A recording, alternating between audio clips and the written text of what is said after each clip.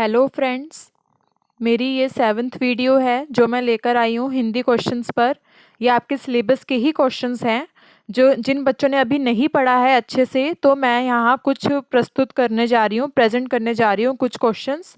वो आप अच्छे से याद कर लीजिए, ठीक है। बाकी मेरी सारी वीडियोस अपलोड हुई पड़ी हैं, आप उनको देखकर अच्छे से अपना याद कर सकते हैं। मैंने थोड़ी ट्रिक्स भी बताई हैं याद करने की।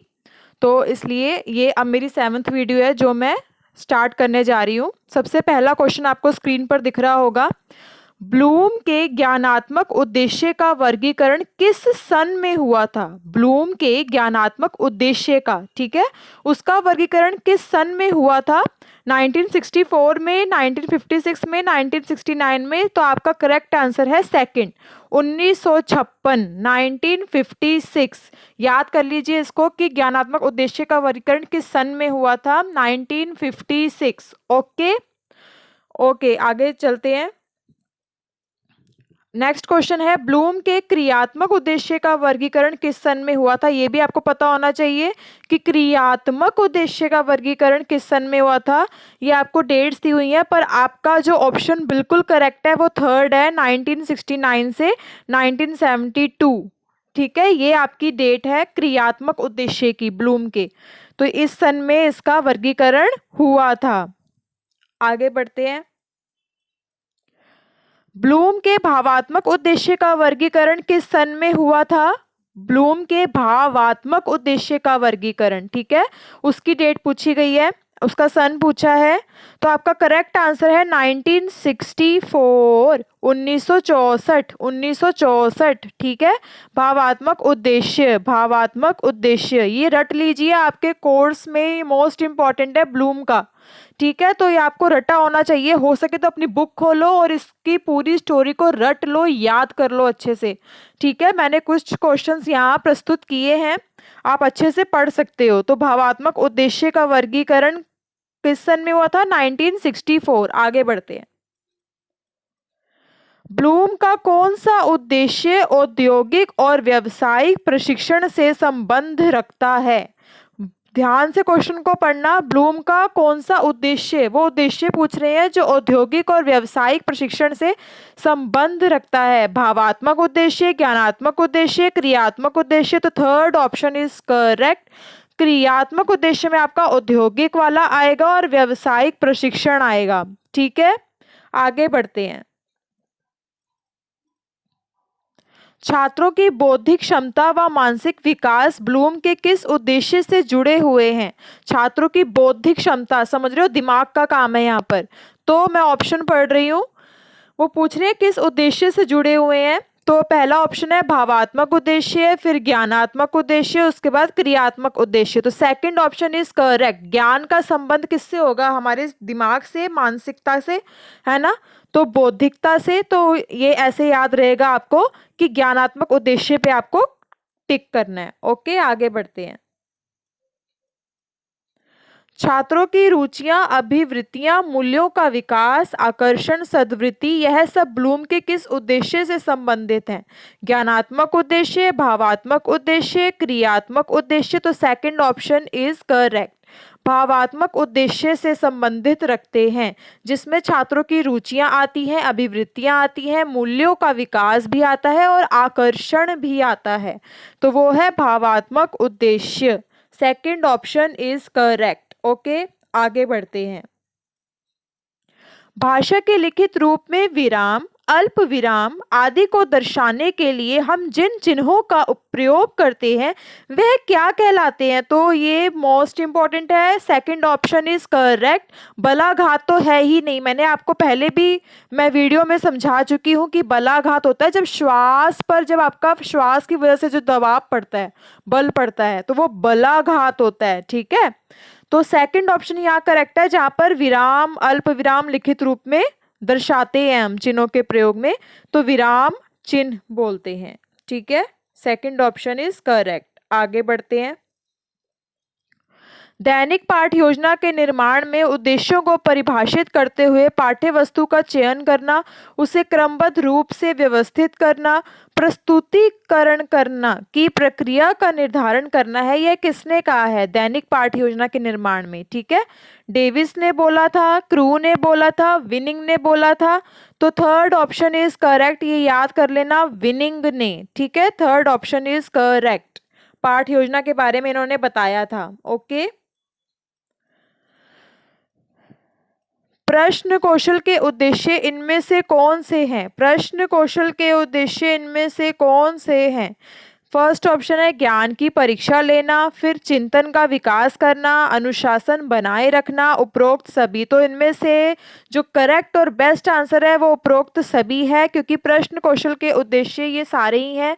ज्ञान की परीक्षा, चिंतन का विकास, अनुशासन, ये सब इसी में आते हैं प्रश्न कौशल के उद्देश्य में। ठीक है, आगे बढ़ते हैं। शिक्षण में उदाहरण कितने प्रकार के होते हैं? उदाहरणों के भी प्रकार होते हैं, ये याद रखना इस चीज को। उनके नाम बताइए, ये आपके कोर्स में पूछे गए हैं। शिक्षण में उदाहरण कितने प्रकार के होते हैं? फर्स्ट ऑप्शन इसका सबसे करेक्ट है।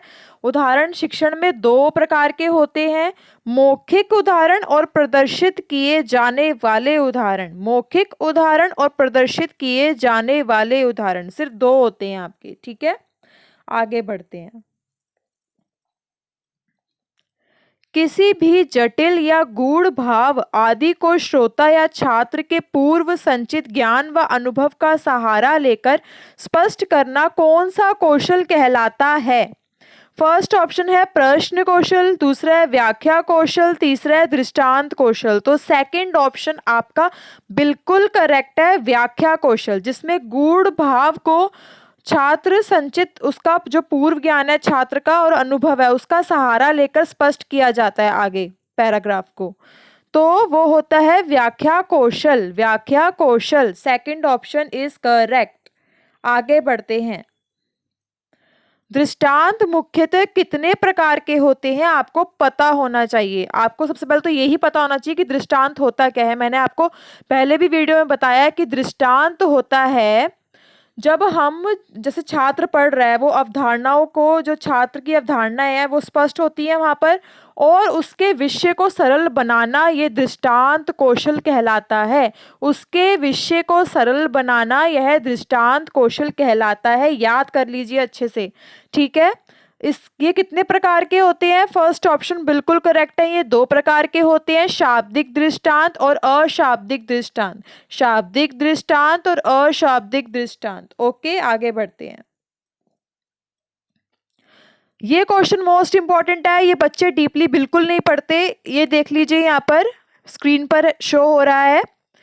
किस लैब ने ऐसा सॉफ्टवेयर तैयार किया है जिसमें ध्वनियों के शुद्ध उच्चारण पर बल दिया गया है? समझ रहे हो, लैब पूछी है आपसे। किस लैब ने ऐसा सॉफ्टवेयर तैयार किया है जिसमें ध्वनियों के शुद्ध उच्चारण पर बल दिया गया है? उस लैब का नाम बताओ। तो सेकंड ऑप्शन इज करेक्ट, इसको याद कर लीजिए अच्छे से। IBM इंडिया लैब दिल्ली ने। IBM इंडिया लैब दिल्ली ने। ठीक है, इसको अच्छे से याद कर लीजिए। बच्चे इसकी तह तक नहीं पहुंचते और बच्चों को पता भी नहीं होता, तो इसको अच्छे से याद कर लीजिए, आपकी नॉलेज में होना चाहिए। ठीक है, आगे बढ़ते हैं। मनुष्य अपने विचारों, तर्कों, भावों को प्रभावशाली ढंग से व्यक्त कर सकता है, यह कौन सा कौशल कहलाता है?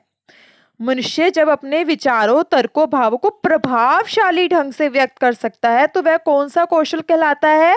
भाषण कौशल। भाषण कौशल, सेकंड ऑप्शन इज करेक्ट, भाषण कौशल। ठीक है, आगे बढ़ते हैं। ये भी मोस्ट इंपॉर्टेंट क्वेश्चन है। किसके सहयोग से दस्तावेज को भाषण में प्रयुक्त किया जा सकता है और यह अंग्रेजी पाठ को हिंदी भाषा में परावर्तन कर सकता है? ध्यान से पढ़ना। किसके सहयोग से दस्तावेज को भाषण में प्रयुक्त किया जा सकता है? जैसे कोई दस्तावेज लिखा हुआ है और उसे भाषण में प्रयुक्त कर सकता है वो, और यह अंग्रेजी पाठ को हिंदी भाषा में परावर्तित कर देता है। तो फर्स्ट ऑप्शन इसका है टीटी, दूसरा है पीसी। तो आपको पीसी याद करना है, पीसी, ठीक है, PC. Second option is correct, जो अंग्रेजी पाठ को हिंदी भाषा में परावर्तित कर देता है और दस्तावेज को भाषण में प्रयुक्त किया जा सकता है इसकी मदद से, ठीक है, पीसी। बस ये लास्ट क्वेश्चन था फ्रेंड्स, इनको अच्छे से याद कर लीजिए, आपके ही सिलेबस से है तो आपको बेसिक नॉलेज होनी चाहिए इन चीज़ों को लेकर, ठीक है। All the very best. अच्छे से मैंने सारी वीडियोस अपलोड की हुई हैं, आप सबको देखकर याद कर सकते हो अच्छे से। Thank you so much guys. Okay, bye bye.